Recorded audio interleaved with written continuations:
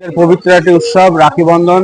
এই উপলক্ষে আজকে আমরা তোতাপুরি রামকৃষ্ণ আশ্রমে সকল ভারতবাসী ভ্রাতৃত্ববোধ জাগৃত করার জন্য সর্বধর্ম সমন্বয় চেষ্টা করে যে আমরা সত্যি করে সবার সঙ্গে সবাই ভারতবাসী হিসেবে আমরা সবাই ভাই বোন একত্রিত হয়ে আমরা একটাই উদ্দেশ্য, আমরা ভারতবাসী আমার ভাই, ভারতকে ভালোবাসবো, সকলকে ভালোবাসবো, এই উদ্দেশ্য রাখির পবিত্র উৎসব।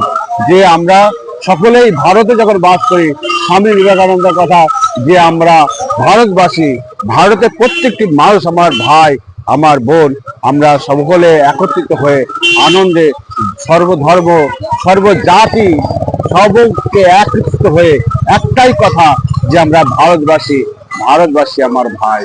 জয় রামকৃষ্ণ, সকলের মঙ্গল হোক, সবাই ভালো থাকুন।